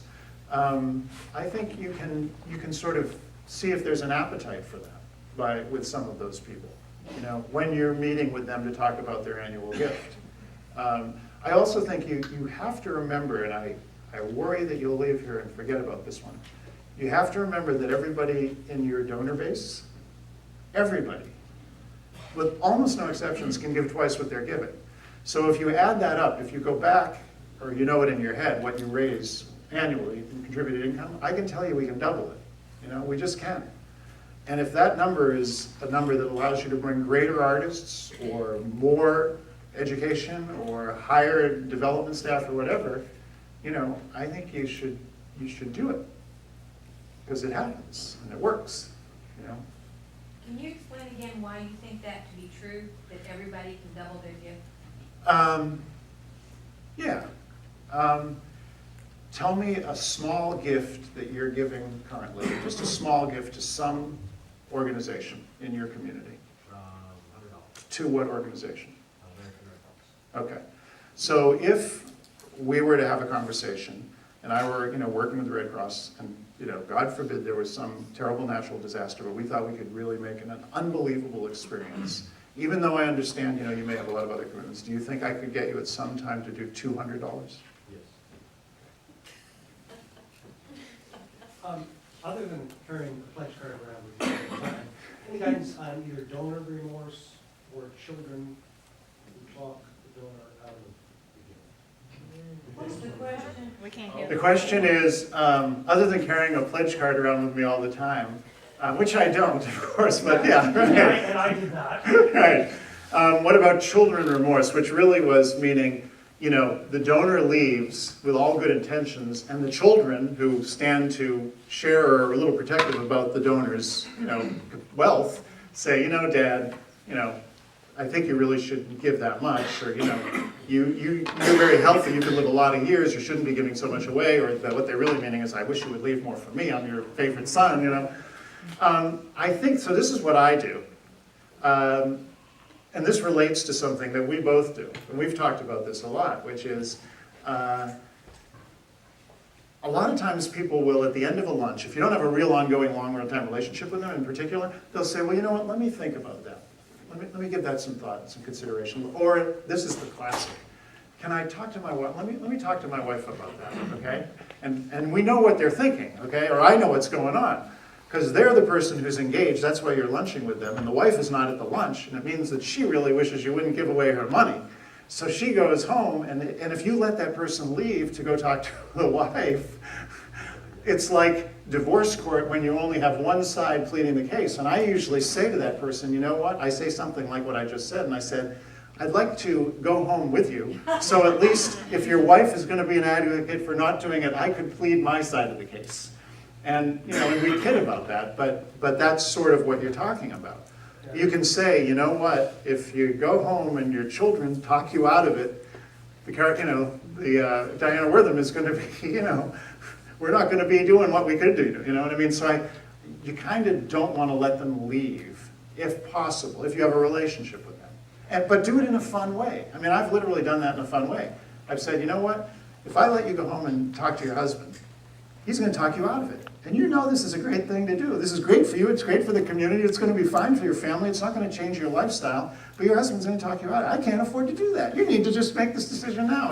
And and I play with it, and we kid, and we laugh. So, Yeah, this was a verbal commitment for a major gift. We went to the meeting without the intent of doing that. And the person just asked, well, do you look, threw a number out, said, I can do that. And 24 hours later, called me. So let me ask you, when he said, I can do that, was there then a conversation about, that's fantastic, thank you very much. Do you want me to send out, do you want to do it by check? Do you want to put it on the credit card? When would you like to do it? Did you get into any specifics, or? We said we will send something for you. Oh, okay. We will send something for you to formalize this. All right. And then he went home and got talked out of it by the children. We assume. Right. So did you then revisit with him and say, was there something that transpired between when you and I were talking and you said you wanted to go ahead with that changed your mind? No. It's a good conversation, because you have the relationship with this person, obviously. So I would say that, because it's a learning experience, and you approach it that way. So listen, this is an important learning experience for me and for us. From the time when you said you wanted to do it, and I felt you really did, and I so appreciated that, what changed? And tell me honestly, because I want to know. I need to learn from this. I'm here for our community, on behalf of our community. And then he would, I think, and he'd learn. And it's maybe what you suspected. It's maybe the kids. Yes. Can you tell me, once you've named everything you've got, what are the next 3 things how do they like being remembered most? What do you do? Other than physical lobbies and tech We booths just and about run out of things to name. Yeah, well, they used to kid people like me about, have you named the urinals? Have you named? It's like, yeah, while you're standing there, this was brought to you by so and so. It's like, once you've run out of physical things to name, I think you can name programs. You can name, obviously symphony orchestras name chairs, they name, seats. I don't mean physical seats, but they name, first assistant violin. I think naming programs is great. You've got the arts and education, what do they call it? The symphonies? Well, the Music in the Schools program. Music in the schools. So it could just as well be, the Malcolm Arnold Music in the Schools program, and Malcolm Arnold could name that, and that would be his legacy. That would be wonderful. I think there are a lot of things that you can name. The other thing, too, remember that people, when they say to you, oh no, I don't want my name on that, you have to talk them out of it. Because they don't really not want their name on it. They don't want to, either for everyone in the community to know that they have the capacity, or they don't want to feel like, oh, they were putting their name on it. So you have to make a real plea with them to explain to them that it is so, we're less concerned that we value that you are modest enough and don't need to have your name on it. But for us, it's enormously important, because when people in our community see that, John, that you've done this, they're going to say, you know what, if John did that, I know what John's worth. I could do that. I should do that. So you set an example. And I will tell you, in almost 90% of the cases where that happens, we do get them to agree. Almost never, in my experience, I don't know if have you had anonymous donors at the Valley? I'm trying to remember. Yeah. Not many though, right? No. And I will interject and say that the naming the seats and musicians and everything, we had a hugely successful campaign where for the first time we had the opportunity for a donor to name or be credited for sponsoring a specific musician, which is not uncommon. We have ballet dancers and certain performances, specific things. And I think that's a beautiful system because it really gives a direct connection. It's not just, oh, I'm giving this general annual fund contribution. I'm sitting in the seat, I'm seeing a product, where some of my money has gone to something I'm not quite sure, just, the general funds. I know this musician, I met this musician, I know their history, I have this relationship, and because of me, this person is a fantastic member of the orchestra. So I think that's really crucial and has been a very successful way for donors to build the relationships with a very specific component of your organization and be proud and really continue to nurture that relationship. We have someone who signed on to sponsor our music director, and it's not that they're named the, so-and-so's music director. It's that they're just a small credit in the program, but it means that they have dinners with her when she comes, and they, she's from Portugal, they fly to Portugal to see her, and it's just, it creates this relationships that go beyond just writing a check and seeing the product. It's something that they can continue to engage with, and I think has been very, very successful for us. Where are we going from here? Corporate. Oh. Yeah. But before we go to corporate, because we wanted to talk a little, there were some of you who sent emails about corporate and inspiring corporations. Is that true still? Okay, and some foundation, are there foundation challenges, a little bit of that? Because we can talk about both of those, but finishing on individual, and we'll come back to it later anyway, but go I was ahead. just gonna mention that when cultivating relationships for a future matter, it's nice to either create a database or it's nice to either create a database or create maybe a Rolodex card or something with just notes about that person that you're meeting with, so that, if it's 3 months later and you forget that spouse's name, just because those are connections that you're gonna have when you're meeting with them, when you remember who they are, or facts about their family, if that's what you're getting to know when you're learning about their story. Right, good mention, good thought. Also, there's a development director in the house, and we talked earlier, oh yes, there you are. She made a good suggestion after this morning's conversation, and she was saying that, it's all well and good for us to say, you've got somebody in your staff or somebody in your community or somebody close to your organization who's got the gift, as we refer to it, somebody who would actually be a terrific development professional. And so you want to grab that person and put that person on your staff and then let he or she do their work. But I think the reminder was that that person always should have some training and some mentoring and some coaching. When my daughter was first doing development, she would email me and say, hey Dad, I'm going to send out this annual fund letter. Take a look, what do you think? Or, I'm thinking of going back to a donor who's got a history of giving this much, what do you think? The good news for me was every time I told her what I think, she would usually respond with, yeah, that's what I was going to do, but thanks. So it's like, the she truth kind is, of, it's easy to say, but it's, development is a very scary work. I think, there's some statistics about people's biggest fears, paying taxes, public speaking, maybe flying, asking for money. It's not a pleasant thing to do, and you can have someone who's great and social and all of that, but it's a scary prospect to suddenly then walk into a lunch. So to have someone who sort of coaches you and supports you and gives you suggestions about tactics and how to approach is really crucial when you sort of find that person, because without that, they'll just go on their merry way and sort of unsure. Flip it over to your others too, so it's on your skin instead of yours. Yeah. I was hearing that little scraping, and I thought you must be too. I think that the other, so to that point, I think it's really important that when you do make that hire, did I just make life worse? No, once you get it set up, it's going to be great. But once you do make that hire, you need to just have ongoing support. And that can come from anywhere. That can come from like emailing us and saying, will you continue to email this person or be in touch so that you can help her out? Or it can be from one of you who are, continuing to mentor her, because you as the executive director have been doing this a long way along, and she needs to know, or he needs to know, how do you like this? How's this letter look? What do you think I should ask Mrs. So-and-so? How would you do that? Because I think that's what, young professionals need to grow. With respect, a lot of this is legacy oriented, which I'm assuming is geared towards an older patron. What is the youngest legacy patron that you guys have been successful in soliciting large gifts from? Well, let's see. I can think of a guy who was, let's see, young is a relative term. I can think of a guy who was in his late 30s. Is that young enough? I'll say at the ballet, I was able to engage and ask someone who was 28, who was, part of the Silicon Valley, just had a lot of money at a very young age. That was her world, and she just fell in love with what we were doing and had, after some discussion, realized she had the capacity. She's young, she's planning for her whole life, but sort of like you said, people, you don't entirely think about how much you could give, and when it got into that conversation, she said, oh, actually, that's doable, and I can still maintain all of these things. That's what I was wondering, because it seems like a totally different approach for someone who's into new wealth or just kind of starting to think about those things. And right. And all that. Yeah, you have to talk them through it and sort of give them this clear picture, because she had never made a gift to any organization before and wasn't sure of how to approach it or how to think about it. And, I just had to paint it out and talk it through. So, you think about your future and what you want, sort of, it's financial planning, thinking about what you need to accomplish what in your life and what you want to set aside and all of that.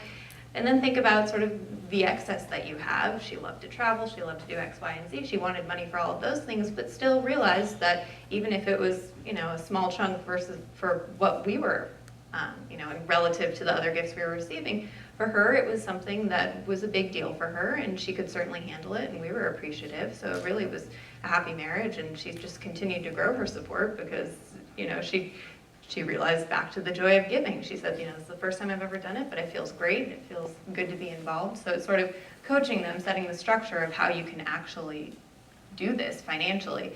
And then, of course, realizing for them how good it feels, I think is sort of the key there. What does she give? Well, she's now giving about $10,000 a year. Yeah. And the follow-up to that is, as we're hearing, is that the younger generation, they're not joiners, they're not, so how do you, again, engage in a way that they do feel like they can? I think it goes back to that teaching the joy of giving quote. So there's a lot of teaching and development. I've had a lot of young donors that we've tried to bring on. And, when I said what's the youngest, of course, I'm thinking of transformative gifts when I said a 38-year-old. I mean, I remember a couple in their 20s that, like, Marissa's example, we got them to start giving, and, 1,000, 5,000, 7,500, I think. And they were a fairly young couple.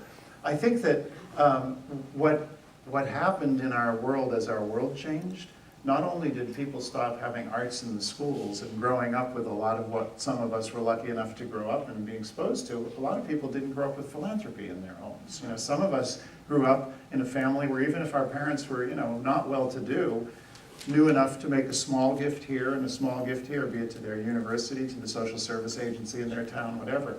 But I think that there is probably a generation of, the problem with new wealth and the way it's happened because of, high tech and so forth is people are just suddenly, selling companies and going public and, suddenly someone who had nothing and almost not an education and who knows what growing up sold a company for $100 million,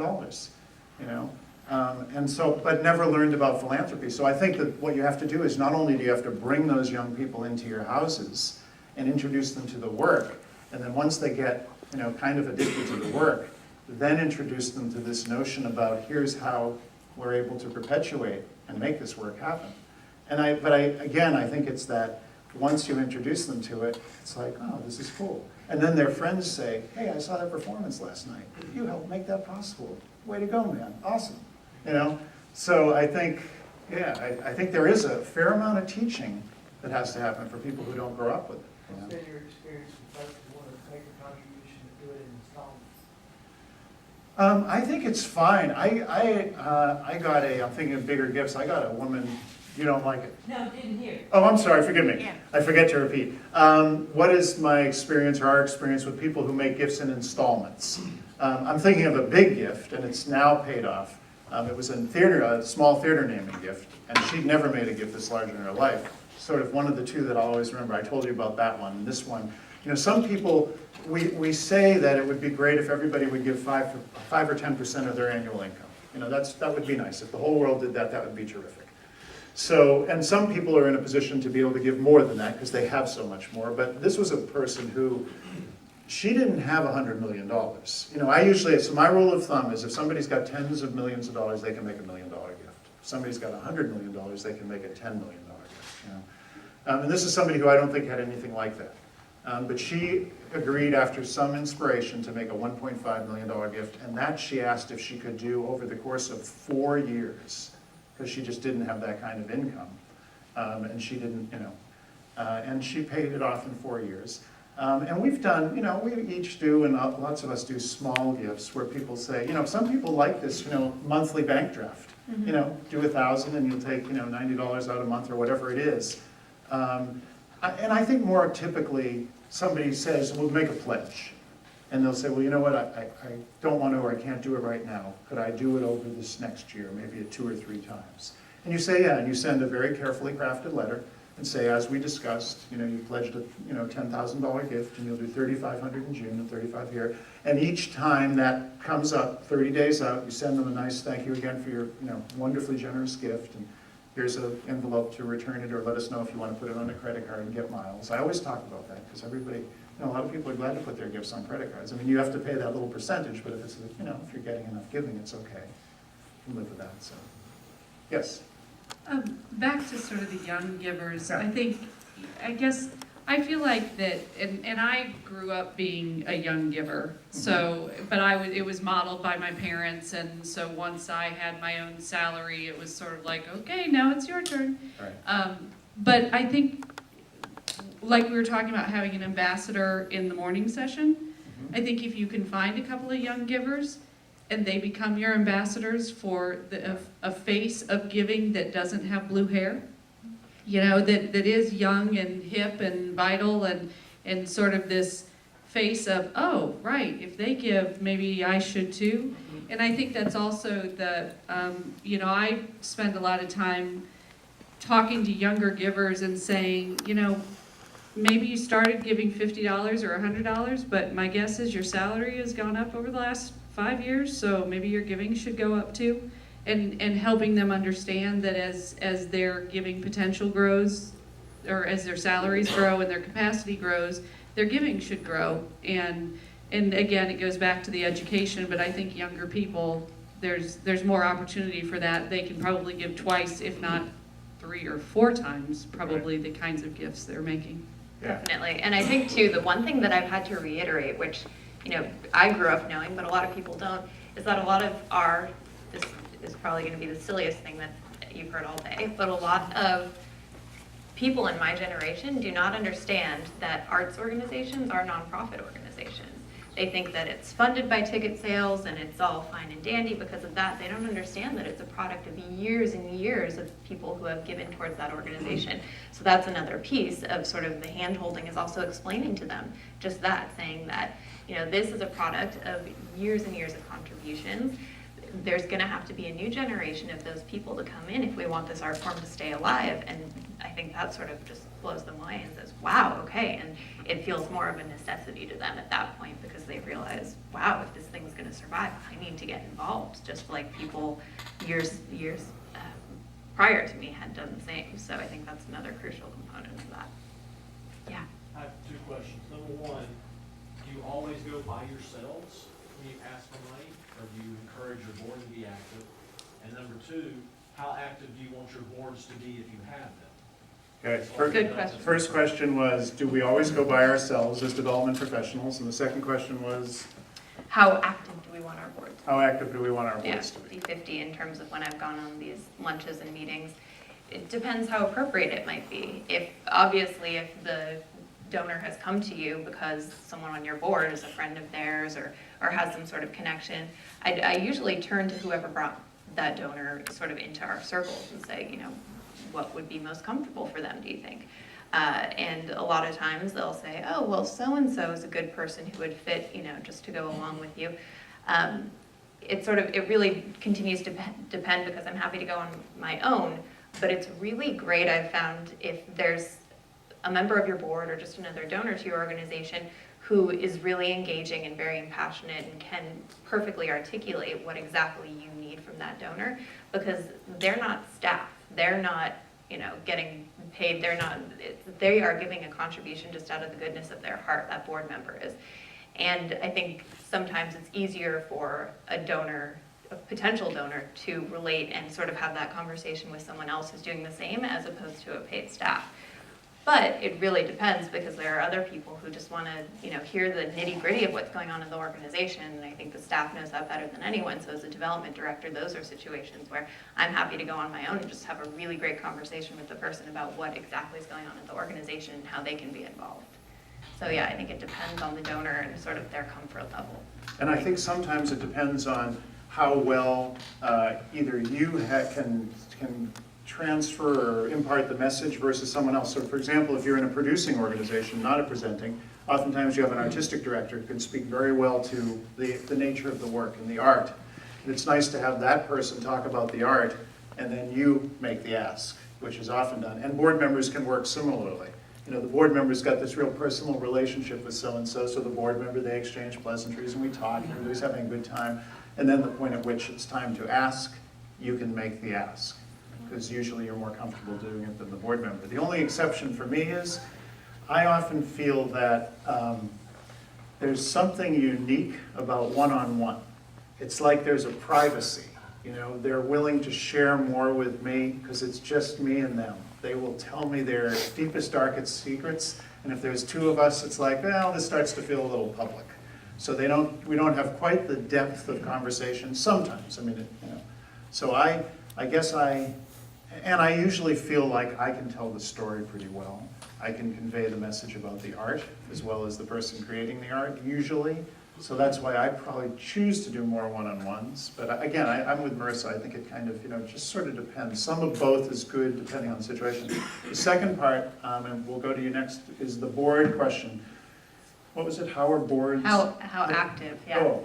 I think, well, it depends obviously on how, right, exactly. I mean, we have one board member who very clearly should not have been out representing our organization because it was sort of a difficult personality who wasn't really naturally adept at engaging other people. And that was sort of a situation where we had to put the kibosh on it because it wasn't really proving to be fruitful. It was more harmful to our organization.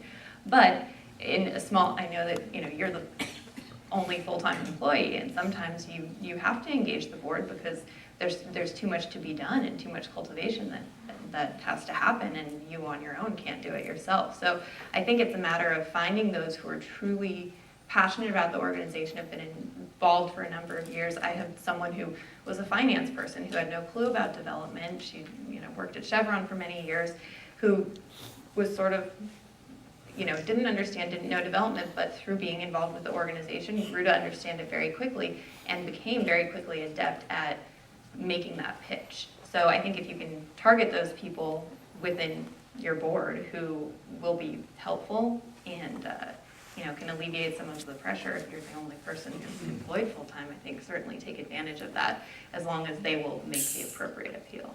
Yeah, and I think generally speaking, since we're mostly talking about small and mid-sized organizations, you know, we're not in this context talking about major. When you get to major boards, a lot of the soliciting is happening at the board level amongst themselves and with their peers because they have very wealthy peers. For small and mid-sized, I would say my experience has been that the board members aren't the best people to ask for money, and they don't really want to ask for money. They're not even comfortable asking for money, but they will make the connection, and that should be the expectation of a board member. You know, I don't ever expect board members to ask, but board members should put me in touch or you in touch so that we can get to engage and ask. And the board member can be, you know, a cheerleader and say, listen, I want you to meet with this executive director because it's, you know, Symphony's doing great work. And, you know, I want you to sit down and get to know him, you know, and they can make that connection. And that's really, frankly, for me, the best board members can do. Board members should make a gift, a significant gift, we hope, and they should be willing to introduce you to other people who they know who could make gifts. And from there, I feel like, you know, we take it from there. The professional staff should really take it from there, by and large. Somebody had a question over here. Well, no, it feels like to me that we fill the seats or advertise with high tech, and we fill the coffers with low tech. Right. And it goes back to, everybody says social media, everybody wants connection. But the truth is, we're reverting back to the old grassroots, to, you know, church socials, to tithing or whatever, to go back to, you know, raising money to support this and to find the value. And I know I'm very involved in some hospital work, but to me it's like saying, okay, if I make this donation, it's in honor of somebody else, or it's in honor of a family person, and that way the kids don't feel like, oh my gosh, you're taking it out of my mouth. Right. So, you know, going back to that very low tech about the relationship. Right. Yeah. Yeah, I mean, there are some online fundraising techniques that work. I mean, we saw what the Obama organization did. You know, we've seen what others have done. Kickstarter, I mean, there are campaigns that work online. You know, but in our world, mostly, it's still going to be people. You know, I still think it's going to be people bringing people to theaters, and it's going to be people bringing people to donate to theaters. You know, I don't think that's. I think the other tools should be used as tools, but they ultimately don't make that happen. So, I want us to touch on. I'm not sure how I've lost track of time or where we are, but give me a 30 minutes. Well, so we have a half hour, a little less. Okay, are you guys okay? Do you need to stretch? You want to stand up? And, No, do corporate. Huh? Do corporate? Okay. Yeah. Okay, so we'll get to corporate, and I just want to mention the culture of giving thing. So we said early on, even though some of you are the only person doing development in your organization, or there are 1 or 2 of you doing development in your organization, everybody should be involved. And the examples of that are, you had somebody, what was it, a box office? Yeah, the box office manager had a conversation, someone had called in to order tickets, said, oh yeah, I'm new from town, I used to be a big supporter in San Luis Obispo further down south, and I just want to get involved in the symphony. So she quickly, sent me that lead and said, hey, this is a person you should get in touch with, they're primed to get further involved. So it's to say that this is back to these unsuspecting people live all throughout your organization, whether it's the box office manager, whether it's someone on stage, or a stagehand who Right. just recognizes that someone's well dressed, or that they overhear something in the lobby, something that'll prove to be successful for you. Yeah, when we talk about, with every organization we ever work with, we talk about a culture of giving, and basically we just meet with the staff as a whole, whether there's 3 of you or 300 of you, and we go through all of the ways that they can sort of help in the effort. And literally, somebody meets a person in the grocery store, and it's this, the production manager meets a woman in the grocery store, and she's flustered. He said, "You okay?" He knows her from his drive. "Oh yeah, my caterer just quit on me, and I'm at Whole Foods. I don't know what's going on. And do you need another caterer?" And he goes back and emails the development person and said, "You know what? I didn't know so-and-so was wealthy enough to hire caterers. I just met her at Whole Food." Quickly we Google, it's like, oh my goodness, Mrs. So-and-so's, So I think that you have to let everybody in your organization know to be looking out for, little signs that somebody has some capacity and could help you make a difference. So that's sort of that culture of giving, because particularly when you have small staffs, if there's only 5 of you or there's only 9 of you, all 9 of you should be in development. It's like development's everybody's responsibility, just like with boards. The board should all be the development committee, though they have development committees. So I just think you can never stop thinking about that. And we do this exercise, as I say, with staffs where, we talk about everybody's position, and we say, okay, so in this position as house manager, here are your points of contact. When you seat so-and-so, you're going to get to know them. When you arrange for a special ticket, you're going to get to know them. And, you learn things about people all the way along. The corporate thing, that's like, that's what everybody's biggest challenge or conundrum. So so Charlotte, you've got corporate headquarters, right? Anybody else got any corporate headquarters in their towns in North Carolina? Winston-Salem. Winston-Salem, a little bit. Raleigh, a little bit. A little bit, yeah. So needless to say, if you got a corporate headquarters in your town, that's where you got to go. And, you start wherever you can start. You start where, if you know, a CFO, or if you only know the head of sales, or the head of IT, whatever it is, you start with one of those, the Google searching and the wealth engine and all that stuff in your database, in the ideal world, you know where everybody's employed. So if you find that you've got somebody who's an employee of, what's the Wilmington corporate headquarters? UPD, okay, so if you should be able to go through your whole database. And in the ideal world, again, you don't always get this information, but you like donors or people to fill out, who their employers are and potential matching gifts from employers and so forth. So once you know that you've got somebody in your audience who's, works for PPD, you want to engage that person. And you find out, same thing, it's worth having a lunch with him, even if he's he's a young guy, he's 26 years old, he works for PPD, say, can you give me any insight? We'd love to get the support. And so if they do, all the easier, exactly. But what I've found a lot is that if you go, even with somebody who has a corporate development or a community relations department, sometimes they're kind of just doing what they're doing, and they're not particularly, they don't know your organization, maybe they don't like theater, and they're more of social services. So I think that sometimes you need to do a combination, which is, perhaps you'll put in a first request to that community relations person, but at the same time you're trying to find out who else do we know in the company. I think by and large, you can pretty much say that the biggest corporate gifts and most corporate gifts come where there is a corporate person who has a relationship with the organization.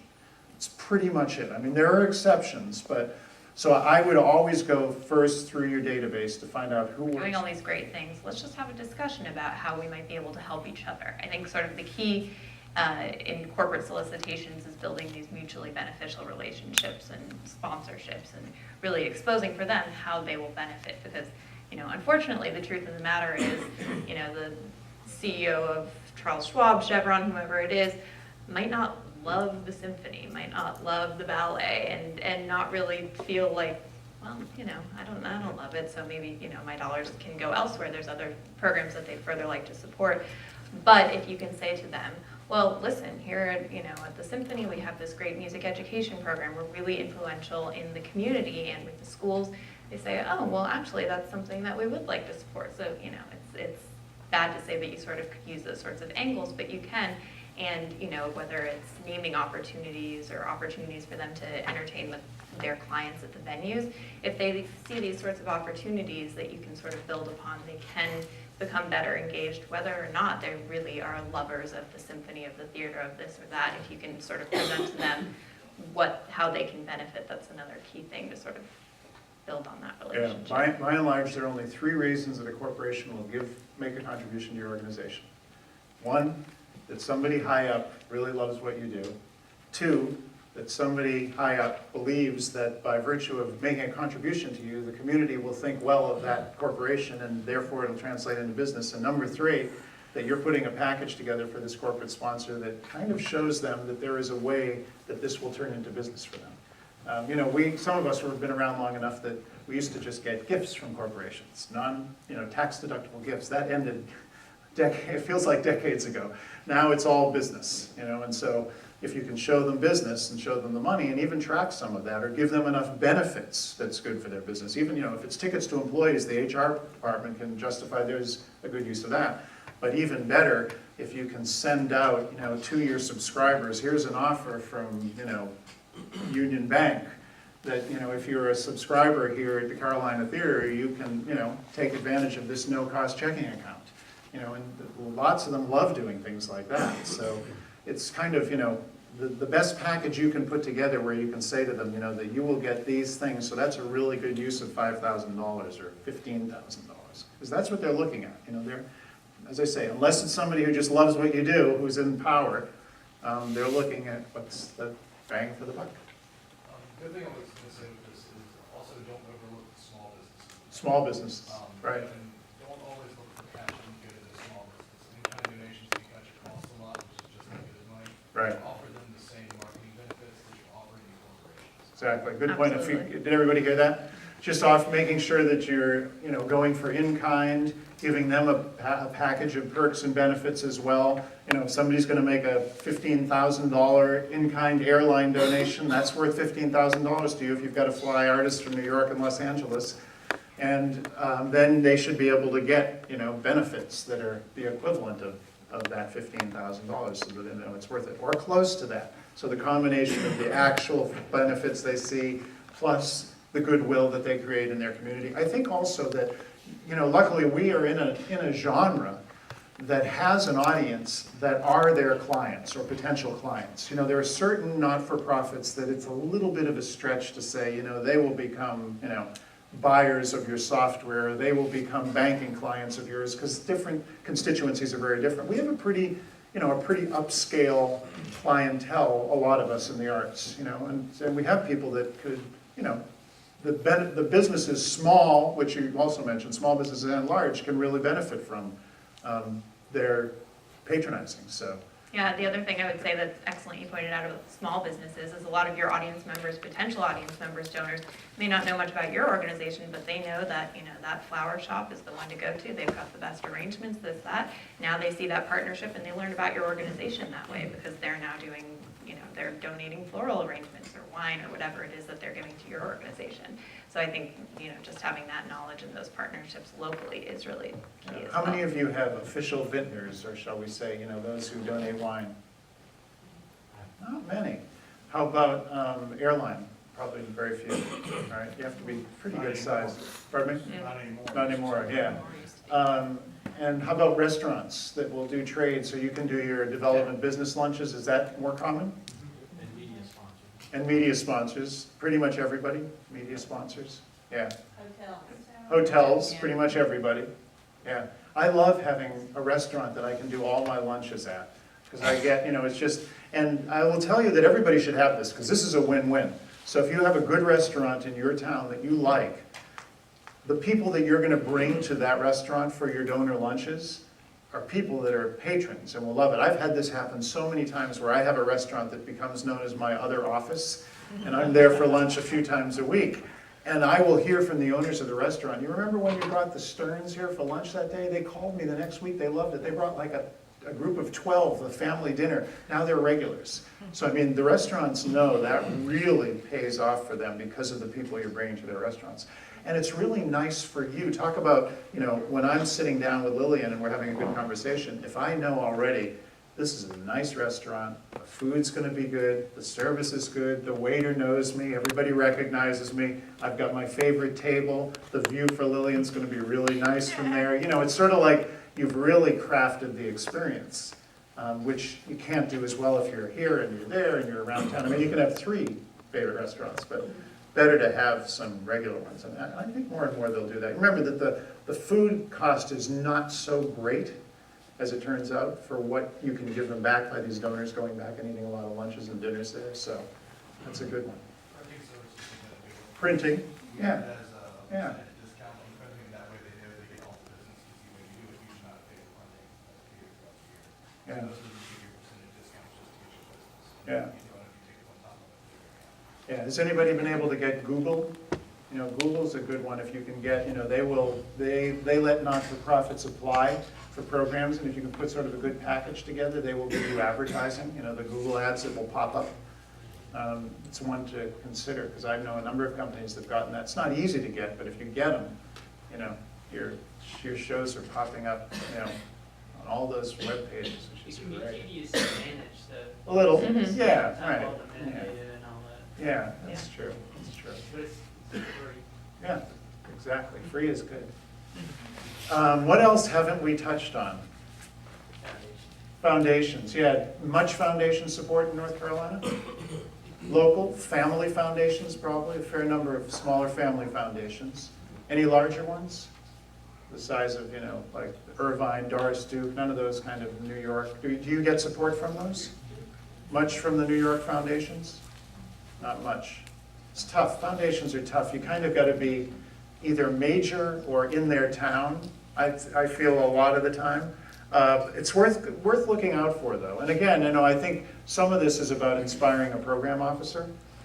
What I find that foundations are looking for now is sort of model programs where you're going to kind of create something, even if it's a simple little program with the arts, a simple little program with patron engagement, an audience development, you know, thing that you're putting together. I think the foundations are, you know, they kind of like new initiatives. I will tell you that, you know, something I've alluded to that it worries me that you're going to leave here and not do, this notion of developing young development professionals. I think that there are foundations that really believe that this is a crisis in the arts in America, and that if some of you would do this, I mean, I've heard major foundation, you know, presidents and program officers talk about that if you would do this and show them, you know, that we've got a way to develop, you know, we're starting to develop now, even if you did it as a consortium and said, okay, you know, went to Doris Duke or went to Irvine or somebody and said, listen, here's what we're going to do.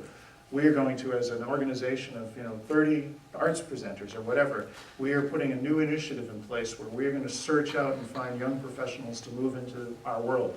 And we're putting a system in place where we can get them training and we can grow compensation, and I think there's an appetite for that, believe it or not. The Reynolds Foundation, I Winston-Salem, has an internship, even though they're very much a social organization. Right. Services, but they do the same sort of thing. Did you hear that? The Reynolds Foundation in Winston-Salem has an internship program that's related to that. Yeah, I think there's a lot, you know, somebody reminded me, I can't remember who it was, one of you reminded me earlier, you know, that it's all well and good to say, well, you know, your daughter, you know, she like fell back into the arts even after you told her you should probably go to work for profit and give away their money if you want to do good. She fell back into the arts, and then somebody, you know, grabbed her and agreed to move her to a higher position, and, you know, that's all well and good, but, you know, how do you keep them? You know, so here's the challenge now. You know, this is somebody who's really capable, and I would love to. You know, I never could picture what my daughter would do when she grew up, never mind think that I'd actually get to work with her. So, like, this is like, wow, this is dreamy. But, you know, what's the chance that I'm going to keep her? Not great. You know, I mean, LinkedIn has recruited her. They almost hired her at Google. You know, they're going to keep, you know, trying to win her away. Or, you know, one of you or somebody is going to say, you know, you're ready to be an executive director or something. I think that the challenge that we have is that not only do we have to be willing to identify somebody young or new and then get them some training, then we have to be able to promote them fast enough to not let them be taken away. And what I will tell you is that you'll do this, okay? So somebody here is going to actually do what I asked them to. And you're going to go find somebody, or you're going to call me and say, listen, meet these two people and tell me if one of them's got it. And you're going to hire one, we're going to get that person training, and you're going to turn them into like this kind of a development director. And they're going to raise more money in a year than you've ever raised in your history of your organization. And they'll stick around for 2 or 3 years. But then if they don't become executive director, and since you're not ready to retire, they're not going to yet, they'll probably get, taken away to a big organization. But you know what, that's okay. Because for a couple of 3 years, you'll have had them raising a lot of money. They will have endeared your donors. It'll be a huge success. You'll be bragging about now she's working for the Met or Lincoln Center, whatever, we had her when. And you did it, and you'll do it again. And that's kind of what will happen with some small and mid-sized organizations. In other words, you will be the ones who will groom the young leadership, and you will only be able to keep them for a period of time, and then they will go to somebody who can compensate them to a greater extent. But that's okay, it's all right to do that. It's like, in sports, it's like you don't get to keep that ball player necessarily for his whole career, but if you get a couple or a few great years, hey, that's okay, it still makes a big difference. So I think you go into it knowing that this is sort of it, but in some cases, it's a lifestyle thing. So if she finds a situation and she wants to raise a family there, and her significant other is, doing very well or whatever, that may just be fine, and she might just decide, I want to keep running arts organizations or whatever. So I don't think we have to necessarily lose young professionals to for-profit. I do think sometimes we're going to lose them to larger organizations. But I also think that this is the one area, and I probably sound like a broken record, forgive me, but development is the one area where you are guaranteed, if you hire somebody good, they will raise many times their salary. You can't really say that about anybody else except an executive director. You just can't. So, we hire great production managers, we hire great, marketing people, we hire great everything, and they're all wonderful. I'm not, disparaging any of them, but the development people are the ones that, can really make, transform your organizations. So I sense your reticence, but time, money, a little risk averse maybe, but I just tell you that those who have done the experiment have succeeded, and the success feels wonderful, and I think that's part of how it works, because as they raise more money, you compensate them more, and you compensate yourself more, and you compensate your whole staff more, and it's sort of like, the boat is rising, and that's just worth doing if you want to rise or if you want to grow. That's a whole other conversation. Oftentimes, the organizations that I've worked with want to grow. There are organizations who don't. There are organizations that say, we're a $1.5 million organization, we've got 7 staff, and this is like nice, and we're in a small town, this is fantastic, great. The only thing I want to do is have them be as happy as they can be, and as successful as they can be, and make their budget every year. But there are others who say, we aspire to have our own home and build a new theater, and be able to bring the greatest artists around the world and whatever. And it's like, okay, fine, let's do that then. So I do think that it's related to, what your vision is or where you would like to take your organization, of course. So I'm not encouraging growth. I just enjoyed some growth here and there. All right, so we're almost out of time. What haven't we told you that you really wish you knew? Question. What about the distant relative that it just makes it awkward being a family member to ask for that kind of money, like a large gift? Well, does the relative live in your town? No. Oh, lives somewhere else, so can't really attend the theater. Or what if it's your wife's family?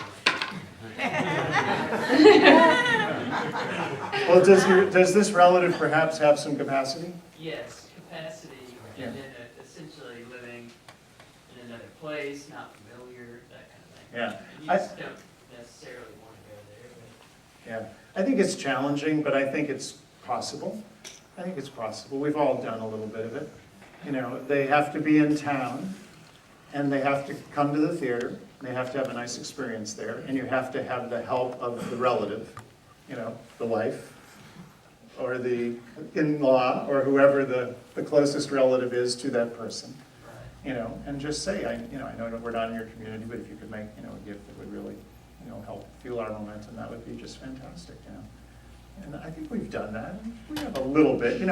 It's probably after, corporations and foundations, probably the next most difficult thing to do, Even though individual giving is probably now number one. Most of you will continue to, and most organizations will continue to pretty much survive or thrive with individual giving. That's kind of the future. There'll always be some corporate or foundation, but not enough. Not enough to go around for everybody, so. Are you seeing a trend where more corporate foundations are giving by matching what their employees give? Yeah, there's a lot of that. I mean, most of the big companies all do matching. You know what I mean? You're aware of the banks, all the Charlotte banks do matching that I can think of, and Levi Strauss, and all of the electronics companies, and Google, and they're all Salesforce. I mean, everybody, all the high tech companies have luckily started that. Luckily, somewhere in those companies they know enough about philanthropy that they're doing matching gifts for their employees, which are great. So I think there'll be more of that. I think volunteering is also coming back again. There have always been companies that said, they'll have a community relations person that says, we want our employees to volunteer in the community. I think we're going to see more of that. I think that, that this volunteerism thing is a good thing. What industry are you seeing the volunteering for? I'd say most of the major industries. I've seen it from financial services industries. I've seen it from retail industries. Tech is a big one. Tech, yeah. And we're seeing it from some of each. It's like, they're saying to their staff, we'll give you flexible work hours, but we want you to go out there and do some good. Whether it's help build, homeless shelters or, help a presenting organization. How would you approach a situation where the board doesn't have the means to give, where the more worker needs, so to speak, and to give you those leads and contacts? How would you address trying to change that narrative? Well, I am always involved in this. Everywhere I go, everybody, and I'll bet the same is true. Is there anybody here who thinks they have the perfect board? See, I can predict the answer there. On most boards, you have a third of the people who are good board members. They give and they help and they're supportive. A third who, they're kind of, they don't attend many meetings. They give a third, you should just be done with yesterday. So that's sort of typical. I think that you always want to focus on board development. You should never be satisfied because you never have the perfect board. And I think you always keep aspiring to get higher level board members. And I think what that really means is good people who have capacity. You want both. You want really nice people who have means. And usually what happens is you have to have a breakthrough moment. There has to be a transformative moment where, and I tell this to boards all the time, I'm working with a San Francisco theater company that I think in the first decade went from a small to a medium organization, which I encouraged and did some work for, and they made the move from small to medium. This next decade, I believe they could go to medium to large, and I believe they could take their rightful place alongside San Francisco Ballet, San Francisco Symphony, San Francisco Opera, San Francisco Jazz, and become one of the major arts organizations in the Western United States and one of the great American theater companies, which is why I'm working with them, because I'm excited by what they're doing, and they've got the vision. But one of the most important things I've said to them, I said, we got to transform your board. And the way we have to do it is, we've got to get a couple of celebrity, headliner, socialite, names that when I say so-and-so's on your board, they go, whoa. And the reason that happens is as soon as you get that first one, then others of that level kind of come. It's like your audiences. If you can start to kind of upgrade in the audience and you start to get some, kind of higher powered people, they attract others. They bring their friends. So I think that's the biggest thing with the board, is to never be satisfied with your board, always be doing board development, and always trying to break through to somebody from that next level, a good person with real capacity, who then will attract their friends. Because most boards want to be with people, board members want to be with people like them, or that they like, or that they respect. So it's always, if your board's at this level, how do you get it to this level, which is transformative? And it's that one or two changes that then, start to bring other changes. Was that a comment on the current board of this organization? Hardly. Everybody He wants aspires to to have a clean house. greater board, just like we always all aspire to be greater human beings. Believe me. I would just like to hear from each of you, if you were gonna give us the biggest no-no, don't ever do this, what would that be in development? That's a good question. Yeah. Huh? Don't hire. Well, that I was gonna that say, yeah. Yeah, that I said earlier, so I feel like I can't answer that. Can I just interject something? Because I think this is Please. what you, Can we hear her? Maybe a microphone if there's one nearby. Yeah, thank you. Thank you. And can I just say thank you to the runners who've been supplying microphones all day? Thank you very much. It's not asking on the first gift, but it's what William was just talking about. It's asking for money when you have not made a connection. And this is something, I've been in development for more than 20 years, and I'm asked to approach people of means a lot at various organizations I've been to, and it's something that has made me crazy over the years, because I tell people, think about what it would feel like if you were asked for money by an organization to an organization that you've never had anything to do with, just because you have money.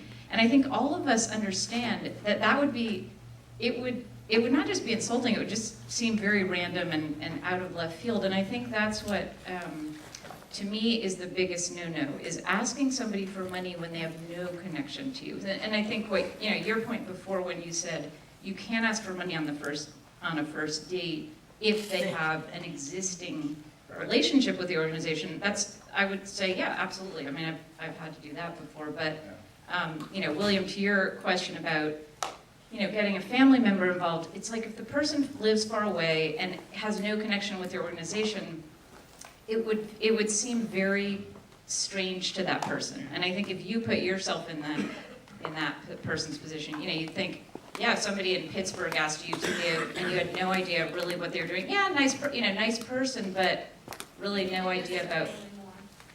Yeah.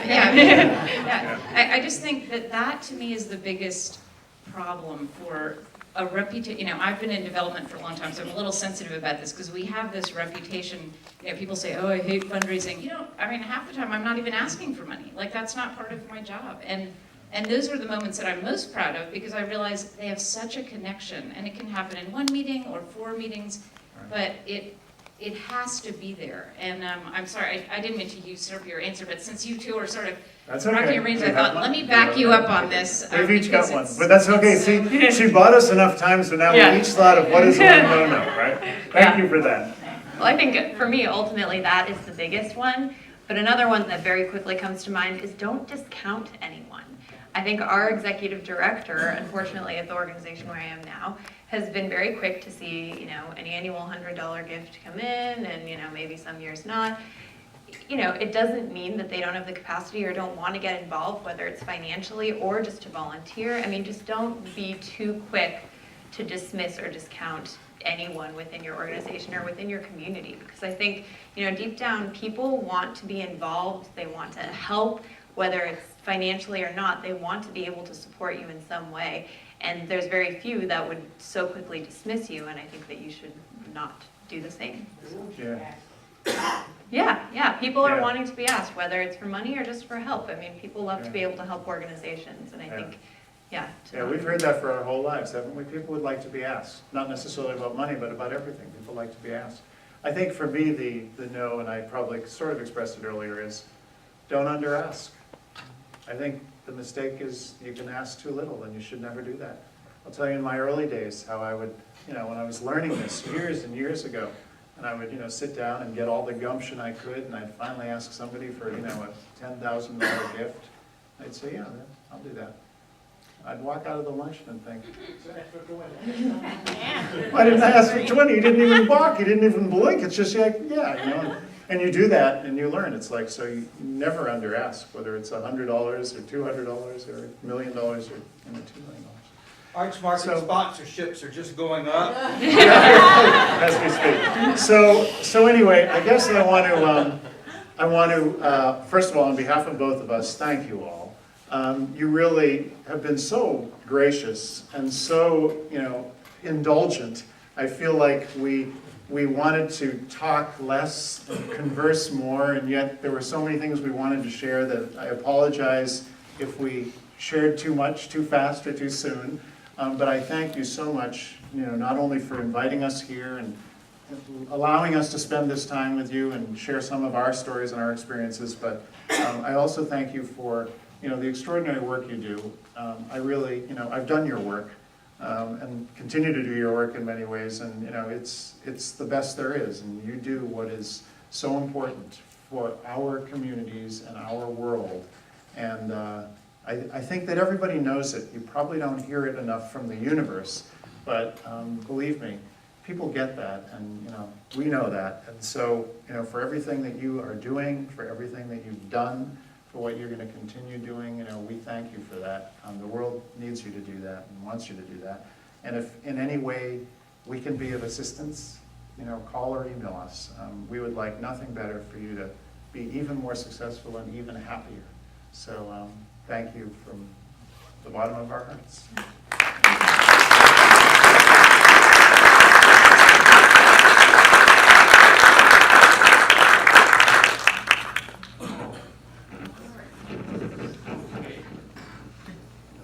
Hello, hello. Okay. I'm on. All right. The list is going around, so if anyone else wants to make a reservation for the loop, if not, you can just show up. I think we have space at all 6:30 and 7:30. There's still room. So, and then the loop's back. There's one at 9 and then one at 10. And so the 6:30 and 7 will leave from the front of the hotel, from the Homewood Suites, and then the return loop will start at Portland Grill and work its way around. So the departure, say from Blue Water or Sunsbury Resort, will be a little later after the return time, but just wait out front and you'll be picked up where you were dropped off.